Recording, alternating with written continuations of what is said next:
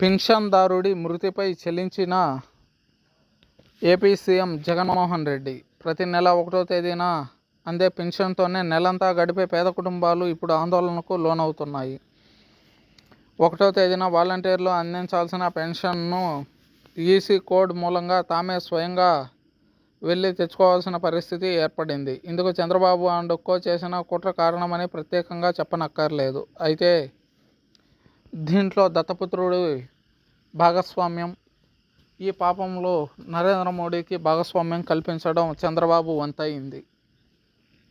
వృద్ధులు, దివ్యాంగులు మాత్రం సచివాలయాల వద్ద పడిగాపులు పడుతున్న దృశ్యాలు కనిపిస్తున్నాయి. ఈ క్రమంలో విషాదాలు సైతం చోటు చేసుకుంటున్నాయి.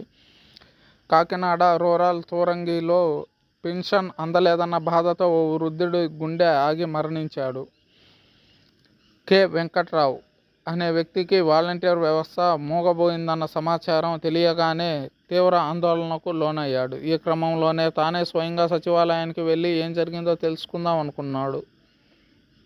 మార్గం మధ్యలోనే గుండెపోటుకు గురై కన్నుమూశాడు. కూలి పని చేసుకునే వెంకట్రావుకు భార్య, 3 పిల్లలు ఉన్నారు. వెంకట్రావు మృతి పట్ల కాకినాడ రూరల్ ఎమ్మెల్యే కురసాల కన్నబాబు సంతాపం వ్యక్తం చేశారు. ఆ కుటుంబాన్ని కలిసి ఓదార్చారు. అంతేకాదు, వెంకట్రావు మృతి చెందిన విషయాన్ని సీఎం జగన్మోహన్ రెడ్డి దృష్టికి తీసుకెళ్లారు. వెంకట్రావు మృతిపై చెల్లించిపోయిన సీఎం జగన్ వెంకట్రావు కుటుంబానికి ప్రభుత్వం తరపున 5 లక్షల రూపాయల పరిహారం అందించాలని అధికారులని ఆదేశించారు. చంద్రబాబు రాజకీయ లబ్ధి కోసమే చేసిన కుట్రతో వాలంటీర్లు పెన్షన్ పంపిణీకి దూరమయ్యారు. వాలంటీర్ల ఫోన్లు వెనక్కి ఇచ్చేయడంతో సమాచారం లేక వెంకట్రావు సచివాలయానికి బయలుదేరాడు. మార్గ మధ్యలో గుండె ఆగి చనిపోవడం విషాదకరం. వెంకట్రావు కుటుంబాన్ని ఆదుకుంటామని కురసాల కన్నబాబు ఈ సందర్భంగా చెప్పుకొచ్చారు. తిరుపతి జిల్లా వెంకటగిరి బంగారుపేటలోని 80 ఏళ్ల వృద్ధుడు వెంకటయ్య మృతి చెందాడు. ఈ వార్త విని ఇదే కోవలో రాష్ట్రంలో